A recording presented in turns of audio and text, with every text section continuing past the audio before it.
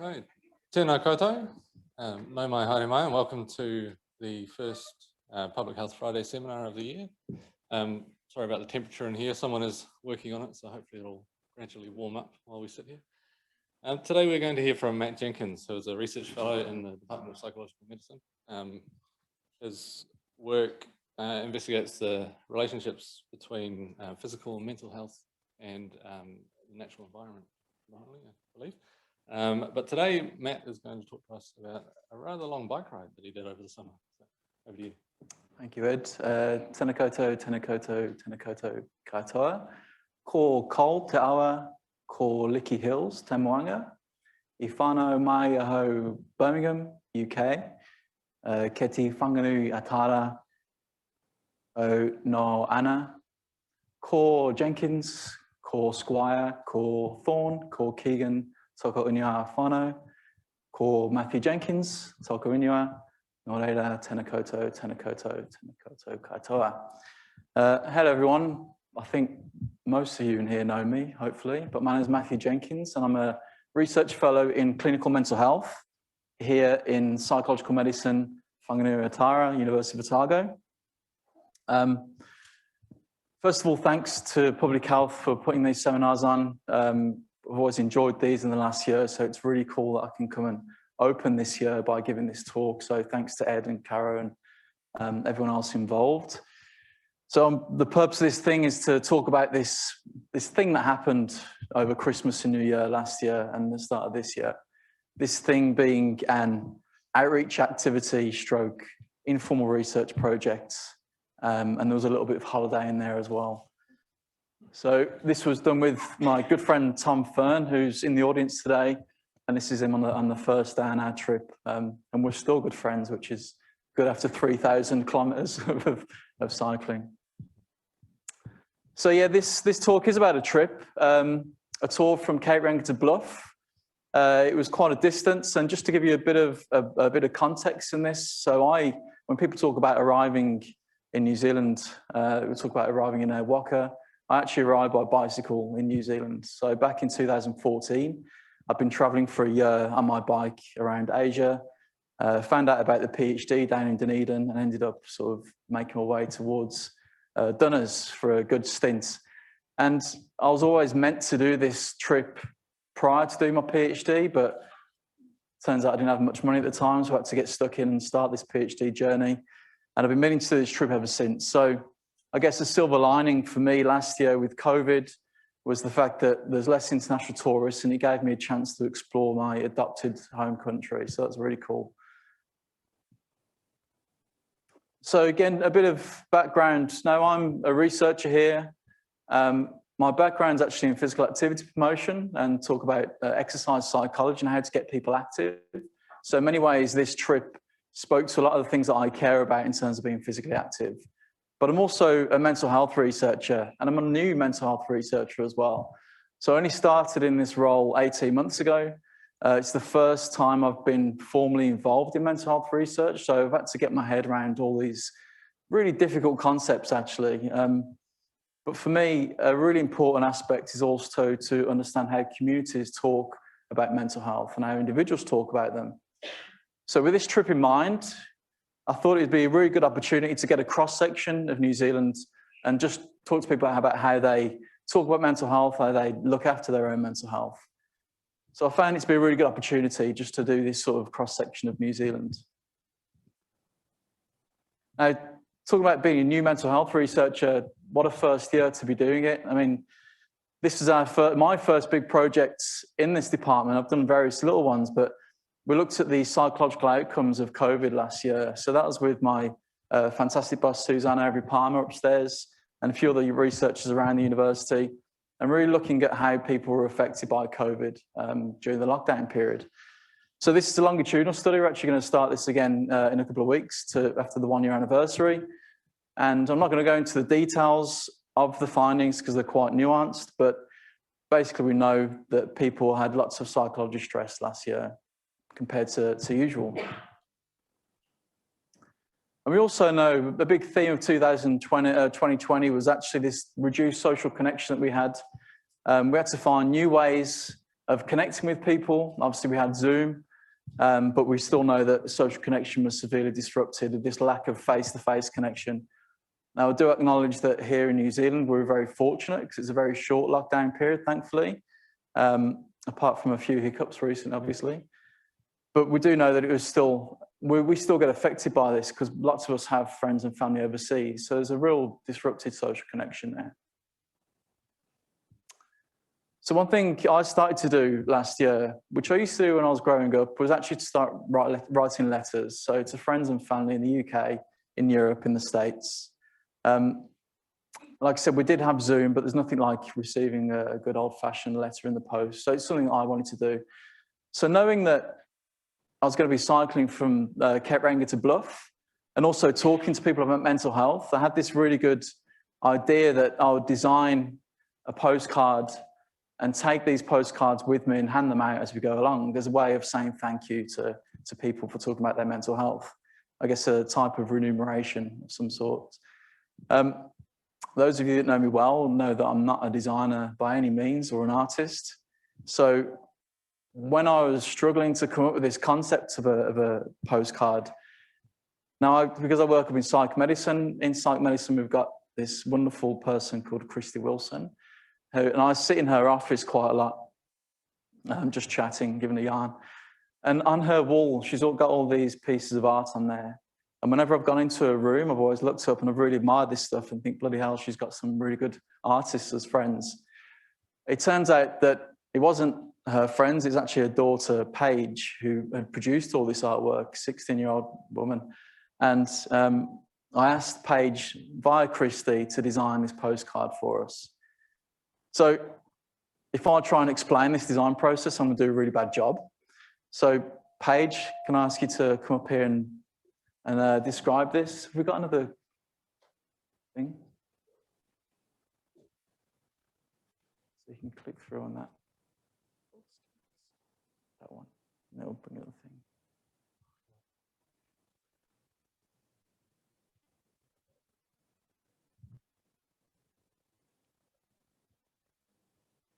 Hello? Hello. Kia ora koutou, ko Aotea toku waka, ko rua pihu toku maunga, ko Wanganui toku awa, no Ngāti Rangi me Ngāti Tūwhare Tōau, ko Te Ati Haunui a Paparangi toku hapu, ko Tirorangi toku marae, ko Anthony Rawa ko Christy o Kumatua, ko Paige Wilson taku ingoa. Kia ora koutou katoa. Ko te mea tuatahi, kei te mihi au ki te ropu whakarite mō tēnei rā. He mihi au anō ki a Matt mō tō pōhiri e au. He tino honere au, kua taia e au I konei. Me kōrero kia koutou e pāna ki oku whakaahua. So, I just especially thanked everyone that prepared this seminar for today. And thanks to Matt for inviting me here. Very grateful for this opportunity.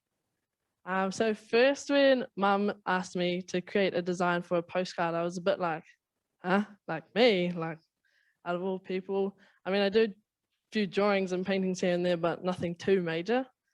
But once I understood it a bit more and Mum explained it a bit better, I thought what an amazing idea it was and what a great opportunity it was.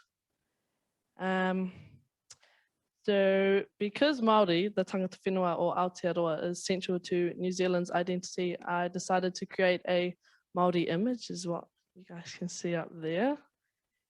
I did a lot of different sketches and different shapes, all with different meaning, but none really quite seemed to fit the postcard. And then one day I was just drawing in class and did this kind of kite-shaped image. And I was like picturing it, what it would look like on the postcard. And I was like, oh wow, this one could work. So kind of did some more sketches on that. And this came to be one of the final drafts that I drew. So as you can see, there are 4 corners. The top left side means taha wairua, which is the spiritual well-being. The top right side is taha hinengaro, which is the mental and emotional well-being. And taha whānau is the bottom right side, which is social well-being. And taha tinana is your physical well-being, which is the bottom left side. And this was actually thought of by my mother from the Māori health model Te Whare Tapawha. Yeah, so first I started off with the kurus that meet in the middle. Kurus represent like a unfurling silver fern, which symbolizes growth, new beginnings, and the pathway of life. The triangle shapes that I've added means love, wisdom, and connection, which is something that you guys will always carry with you on new journeys, whether you guys know it or not. The connecting lines in between all of the patterns are normally called manawa, which is a Māori word for heart. It also represents the journey and connection between people, and as well as aroha and hope. The bottom two kurus at the bottom meet at the head of each other, and this signifies meeting challenges head on and any obstacles that you guys face through your journey, whereas Matt's journey might have been a cramp or something, I don't know. But yeah. The space between the middle was Matt's journey, bringing my design to life with his amazing bike ride to the Cape Reinga to the Bluff.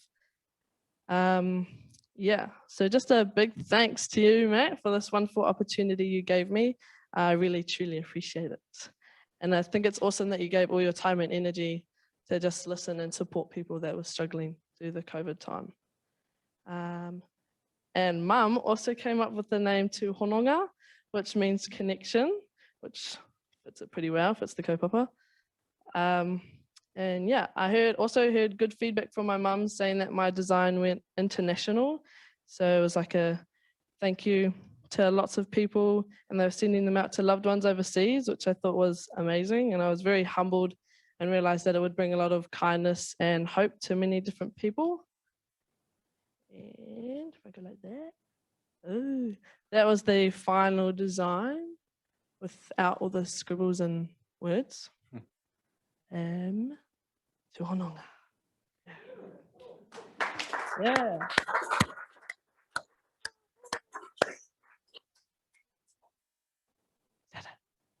Oh, there it is. Sorry. Yeah, and this was the final postcard, which is pretty amazing. It definitely looks a lot better than just the whole black on the paper. But this was, let me start again. It was a big recognition to the marketing team down in Dunedin who brought my design to life and brought the meaning behind it forward.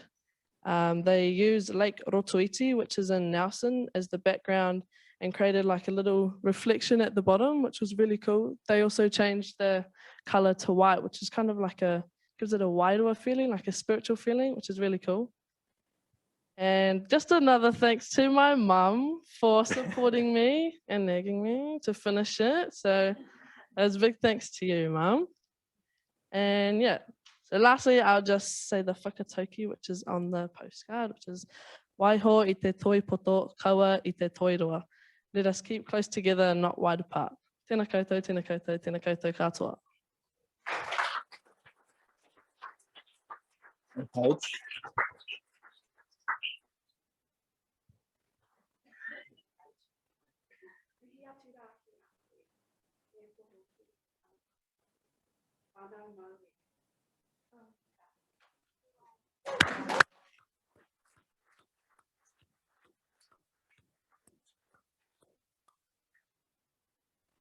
Thanks, Paige. How do I follow that now? So yeah, 16 years old, phenomenal artist already, and I'm just really stoked to see what happens in the future. I know a few other opportunities to come from this, so yeah, let's keep our eyes out for Paige Wilson. So as you said, the Dunedin team took Paige's design and turned it into this postcard, and I do actually have some left over because we've got 250 postcards printed out, and I wasn't that productive over Christmas and New Year, so we do have some spare if you'd like to take one away. So thanks to, again, to Fran Wright as well, actually, marketing. I don't know if she's here today, but she helped get 250 of these postcards printed out so that we could take them on the bike and around New Zealand. And what we wanted to do is remove barriers to people actually using these postcards. So we raised some money, and with the help of Kerry and Sean, we actually raised some money to pay for stamps as well. So it removes that barrier to people. They just have to literally write on a postcard and pop them in the post box. So we stamped them up over morning tea in psychological medicine. And again, thanks for the support around psychological medicine, much appreciated. And put them into my bike bag. So this is my bike on the first day. So you can marvel at how clean it is, because it was never going to get that clean again. So in that middle frame bag there, we didn't have 250 postcards, as I'll talk to you later about this, but we had lots of different people bring them at different points in the journey to us. So as much as I want to regale you with the trip details itself and photos and stories, I want to start with the most important aspect of this, and it's the people that we spoke to along the way and the stories that we got from these people. So one thing to note, that this started out as a formal research project. I actually did ethical approval on it. I had all these informed consent forms and everything to go with this project. But the first 4 days of cycling, and Tom can attest to this, was so bloody hard physically and mentally. By the time we got to the end of the day and I was supposed to be doing these interviews, I just didn't have the energy, the capacity to do it.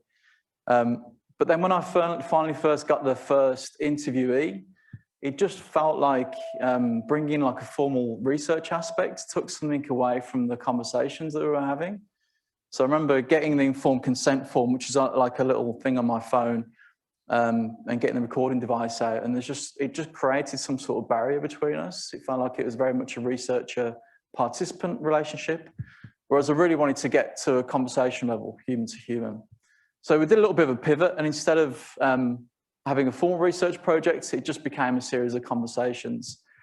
Now, this meant I couldn't record any of the conversations, but what I did is I asked people for permission if I could go away afterwards and write down quotes. So actually, this book here has all of my notes that I was writing in there. So I got some verbatim quotes, some themes, some general gists, but it's not a perfect science. And I'm a qualitative researcher, so I should be better at this. But like I said, I didn't want to formalize the process too much. One thing to note as well, that even though it wasn't supposed to be focused on COVID was a huge part of people's lives last year. So when I'm talking about the themes which I'll present next, COVID is always a part of this. Whenever I started talking to someone, they always started talking about COVID. So it is a theme that runs all the way through it. So I did a very rudimentary thematic analysis, but these are the things that came up during these conversations. And as you can see, COVID is right in the middle here. I'm not going to speak to all of these themes today because I think it'd take quite a long time, but I've got lots of stories around each of these things and some positive things as well, which I'll cover as well. But a couple of these. So health anxiety. Now, health anxiety, it's not surprising that people are experiencing health anxiety. We're in the middle of a pandemic. But what was interesting was that this was health anxiety for others. So in New Zealand, we have had very fortunate to have very low transmission rates. So it's not surprising as well that people were more worried about other people than themselves. So we had lots of people talk about people overseas, for example. So this one person I spoke to talks about their daughter being in Melbourne. So can we not worry when she's so far away? And this was actually a very common thing that came up a lot of the time. People worried about people being overseas and being in places like the US and the UK, for example. There's another person here that talks about a sense of helplessness. So it's been a difficult year this year. There's nothing I can do for them from here, just a sense of helplessness. So, and again, this came up quite a number of times, the fact that people can't really do anything for New Zealand, knowing that people are suffering overseas. And I do like this one, survivor's guilt. So this is a person from the States who had moved over here. And obviously the States was going through a lot of things, not just COVID last year. But this person was talking about how they felt anxious and guilty about the fact that they were over in New Zealand, which I think internationally is probably painted as some sort of utopia. We know it's not like that, but the fact that they're in a very safe place, whereas their friends and family were in the States, and there's all sorts of things going on. Another very prevalent thing we noticed was closed businesses and the effects that this had on mental health as well. So this was a small town on the west coast that we went through, and there were 5 buildings that are all just boarded up, obviously old sort of hotels, motels and stuff. So this person here is a hospitality worker that we met on the west coast. So I had to leave home to find work. I saw it as an opportunity, but yeah, it's been brutal on the head, not knowing if the work will last, especially if COVID comes back. So being seen as a positive light here, at least as an opportunity to move and relocate, but also the fact that there's this trepidation of COVID and whether it will come back in the future. And I think we've all experienced that, especially in the last few months with the Auckland lockdowns as well. Business owners talked about struggling, and again, spoke to quite a few business owners, and since the trip as well. So businesses are falling off the edge. I've lost good staff. My best worker is Italian and went home. So I had to train someone else and for them to stay afloat. So not only looking after themselves, there's also people talking about how they had responsibility for their staff who they had to let go. So it's like a secondary stressor. So we know that the primary threat in this sense was COVID, but there's all these secondary stresses that people were coping with. So a lot of it to do with financial insecurity, food insecurity. I remember being outside a shop once, again on the West Coast, and hearing a conversation between 2 people about how they were both going for the same job, and at that time both were unemployed. And the tension that this was creating, you could almost feel it when I was like standing next to them. It was I mean, I was eavesdropping a little bit, but I didn't write that in there. But it was, but it's true. Like there were people that were really stressed out because of the fact that they didn't know if their work was going to last. That was really important. And we know from previous research that secondary stressors can be just as or more impactful on psychological health than the primary threat, and in this case, coronavirus. It wasn't all bad. So there were some silver linings to come out of all this, and I do want to give credit here to Vincent, who's in the audience now. So Vincent is a local artist, and if those that know me know that I spend a lot of time in Black Coffee, and that's where I go to work every morning. And they have an art gallery every month, different one. And I saw Vincent's work while in there one day, and this really stood out to me. I thought it was very appropriate for this particular presentation. So talking about silver linings. The biggest silver lining that we came across was community. The fact that lots of people rallied around together. So this was a community centre in Northland. We arrived here, very rural community. They had a knitting club going on while we were there. They had one PC that people were using, free food for people. And when we arrived, very thirsty, do you remember this, Tom? We arrived very thirsty and worried about where we're going to get the next water stash from. We found this really old tap on the side of a Foursquare, I think it was. Started filling our bottles up. And it turns out they were just testing for E. coli at the time. So it was quite nice to know that the water quality was high enough so that we could take off without worrying about being too water deprived. So that was good. So I dropped off a whole bunch of postcards at this community centre. And I did this at several community centres on the way as well, at various places, because obviously then these people handed them out to people that are in need and to reconnect. So I think that was really nice.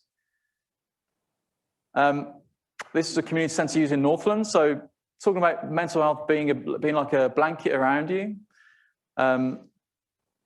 And the fact that it's acknowledging the fact that it wasn't easy last year, but people still rallied around and helped each other. So I really like that idea of the blanket, that sense of warmth and security that's come up. And other people talked about it as a net as well. So that sort of security that people felt about having people around them. Resilience. So I think resilience is a bit of a buzzword, but it was definitely needed last year. So a volunteer here talking about how people were struggling, but there's still some community resilience around. So we know that community is important. So at the moment, we've got from that bigger COVID psychological outcome study, there were quite a lot of tough questions in that survey. There were questions around depression, suicidality, psychological distress. So in that survey, we also put a questionnaire about silver linings, what silver linings people found. And this just currently under its 3rd review, so hopefully published relatively soon. But people talked about community, and that was one of the biggest silver linings to come out of COVID during the lockdown period. No doubt was supported by Jacinda's rhetoric around a team of 5 million and this Be Kind campaign. And we know that it's really important. So we found it after the Christchurch earthquakes, for example, and also after hurricanes Katrina and Rita, and various other potentially traumatic events that have happened over the years. And we've shown that it's actually predicted positive psychological outcomes as well. So that was, this bottom study was after 9/11. So obviously the scope or the nature of these potentially traumatic events are very different, but still we know that community is very important when it comes to these things. So those are all the themes. Well, not all the themes. That was a very small snapshot of the themes that we came across and the people that I spoke to. But I also know that there's probably quite a few voyeurs and masochists out there that want to know about the trip itself. And I know a couple of people are about to do this tomorrow, is that right? So Rasheen and Genevieve are going to be doing this, well, half the trip tomorrow, the South Island tomorrow. So you might want to turn away at certain points during this. So the trip itself, it was an unsupported trip. So that meant Tom and I had to take all our own stuff with us and source our own food along the way, which, as I've said before, sometimes it's quite difficult, especially when there was nowhere. For example, the bottom left picture, no fuel for 120 kilometres, but thankfully we had lots of 1 square meals in our bags. Yeah, we did. Obviously, the weather was a big thing. Lots of rain on the west coast, which is predictable.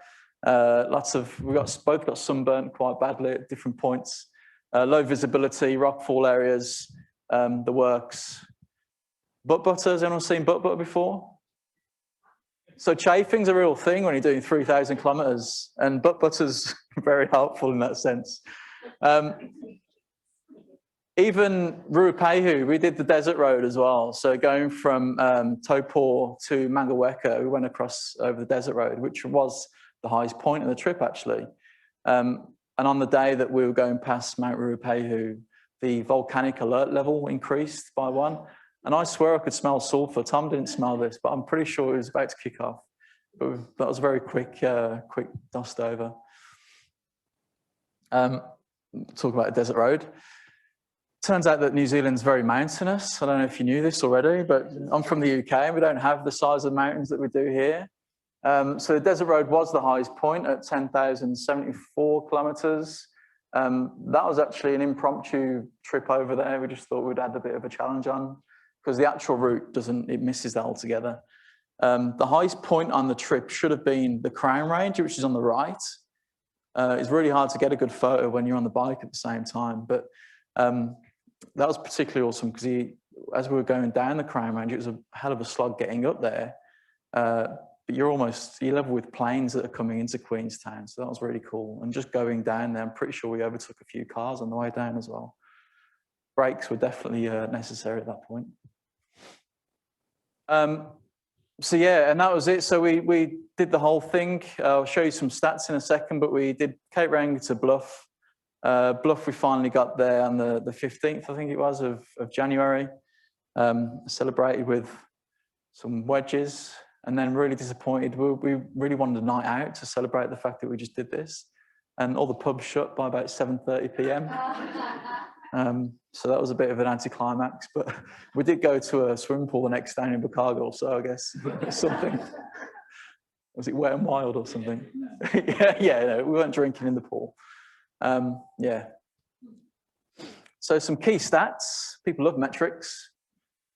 Distance cycled 2,889. So when people talk about doing the TA, the actual tour, it's usually over 3,000, but they usually take into account the ferries. We got 5 ferries on the trip as well, but we're not going to cheat. This is the distance we actually cycled the whole thing. Days in the saddle, we did 29 days in the saddle. So as you can see, it's about 100 kilometres on average a day. Longest day, 12 hours. you remember this one? First day. So this was 90 Mile Beach. It's a 106-kilometre trip. And we'd obviously done all these calculations in our head. We'd be finished in like 5 or 6 hours. But then you don't take into account the headwind. And we were doing 10 kilometres an hour for about 10 hours. And then I think at one point we just collapsed for about an hour. So I remember walking into Pack and Save that first day, like John Wayne, just sort of wondering how we could actually go on the next day on the bike. But thankfully we did it. So that was a tough one. And the worst thing is we met a couple who did it the day before us. And they did the same trip in, 3 hours? Because they had a tailwind. So they were doing like 35 kilometres an hour. So yeah, it was a tough one. Longest day distance, 136 kilometres. I can't remember exactly where that was, but I got it written down somewhere. Elevation, over 30,000 metres in elevation, in total elevation over the course of the trip. It's quite hard to calculate actually, but it's a hell of a lot of elevation. I don't think you could even do that in the UK, to be honest. Grains of sand in bike gears.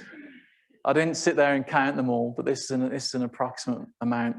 That first day on the beach just completely wrecked our minds, bodies, and my bike, it really messed my bike up. So I had to spend a lot of time in bike shops trying to get that sorted after that. Consumables, Nina will love this, with the CCWs. We had 2 flat tyres during the whole trip, which I think is that's pretty good. Both Tom, by the way, I didn't have a flat tyre. Bicycle shop visits, 12. It was probably in the first 3 days, maybe. And we were trying to get our bikes up to scratch. 1 square meals. Are anyone familiar with 1 square meals? Those little things that you take tramping. We got through a lot of those. And backcountry meals. We were taping like backcountry meals to the back of our bikes. And yeah. So I've even the few days after we got back, I was still like instinctively going for 1 square meals in New World. I've got it out of it now. Sounds good. Butter use, 400 grams. That was between the 2 of us. So, and we'd had our own butter as well, just to put that out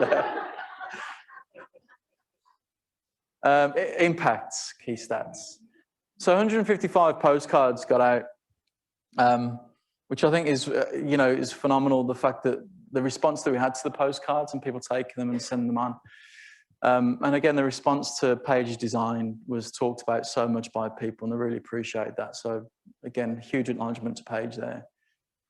And this is just my own reflection, really, because I think we, as researchers, we get obsessed, and rightly so, with research impacts, knowing that our research is making impact.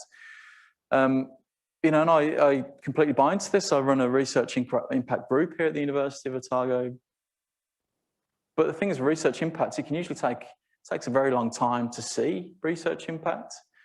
So for me, as a researcher, I really found it impactful on a daily basis, just seeing the response to people with these postcards. And I think for me, because I don't do any teaching, I don't do any of the, I'm not a psychologist, I'm not working one-to-one with people. I really appreciated the fact that I could have an impact in people's lives every day, and that was really cool. So just a little, I put this slide up and I was thinking, is this going to sound too much like Jerry Springer's final thought? Just be kind to each other. But it's true, like it was really important. It's really nice to have an impact in the communities because yeah, research impact does take a long time. I had this overwhelming sense of gratitude. Now, not just gratitude for the fact that we got to see New Zealand, which, as you know, I'm preaching to the choir here, New Zealand's a beautiful country. And we got to explore New Zealand by bicycle, which was phenomenal. But also overwhelmingly grateful for the opportunity for people to let me into their lives just for a few minutes. I mean, some of these conversations went on for a good 30 minutes. Sometimes it was just a couple of minutes, but the fact that people were so willing to share their story with me on the road. And we had so many people come up to us completely unprompted. Usually it'd be people approaching us rather than like me going to them. So these 2 people, they were on a day trip from a local rest home, and all their friends are on the bus, like watching this conversation happen. We're there for like a good 25 minutes, I think. just talking about all these things. So I think that for me, that was a real good thing to do, and having the gratitude for people just talking to me was great. And again, the postcards became the central theme. That's usually how the conversation started. I would give someone a postcard and then they'll go into this story of their lives. And I heard loads of stories. I'm not going to go into all of them now, but we met someone who was homeless, for example, in a town up north. And he sat with us for a few minutes.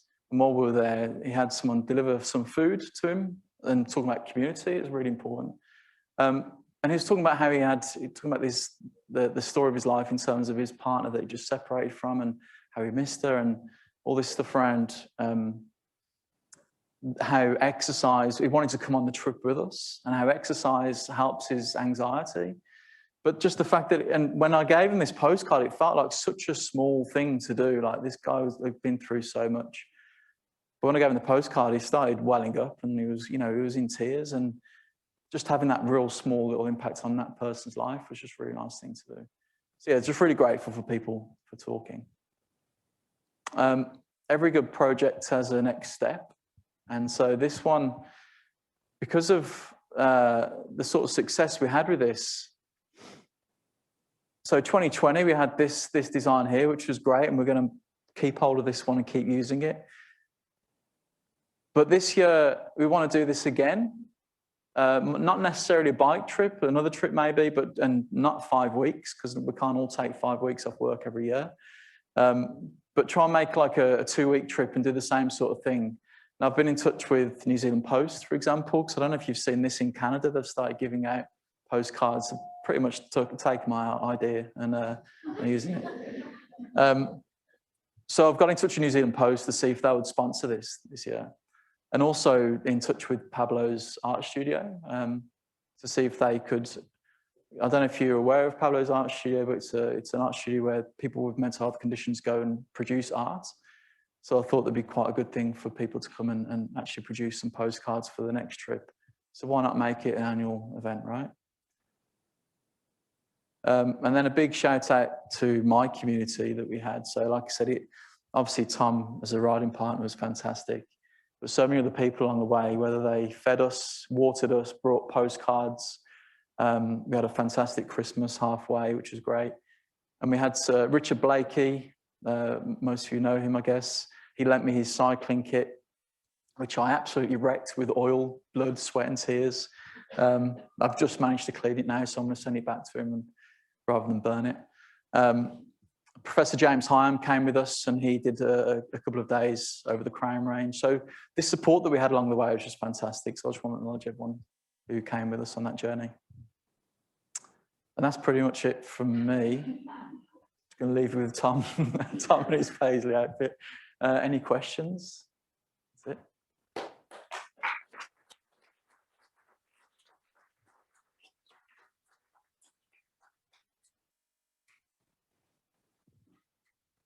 Thanks, Matt and Paige. That was a great presentation. We have a few minutes for questions. So, I think, Kerry, we've got Philippa up the back there.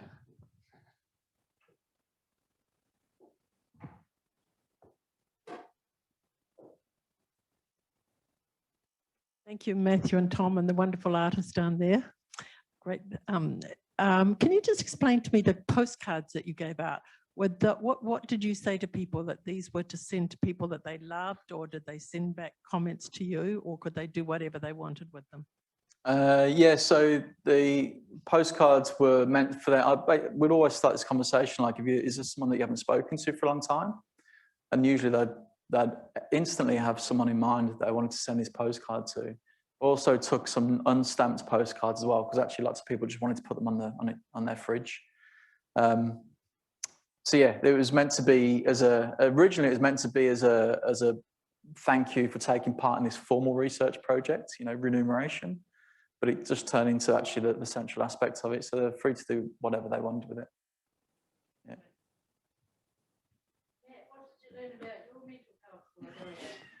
Yeah. Denise, I was toying with the idea because I do I look at that, the influence of physical activity on mental health, right? That's sort of my area.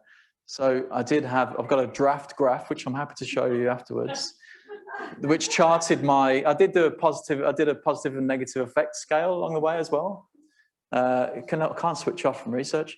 So, and I was trying to map this with the topography, so the big hills and how that affected mental health. So there's an inverse correlation. Seriously, I went through this. So I think the hard days, I mean, the first few days are horrible, I'll be honest. It was a tough few days. But especially going up the big mountains and the struggle that you get there, there's something about when you get to the top that actually really produces this sense of positive affect, which I found. But also you need a lot of gumption to get through the bad stuff as well. So overall it was good, but there was some minor blips there somewhere, but we got over it, I think.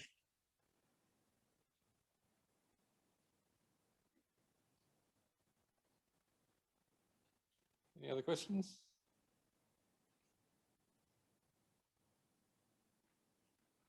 Okay, well, we are technically a little bit over time, so we should probably wrap it up there. But if you'd like to just join me and thank Matt and Paige one more time.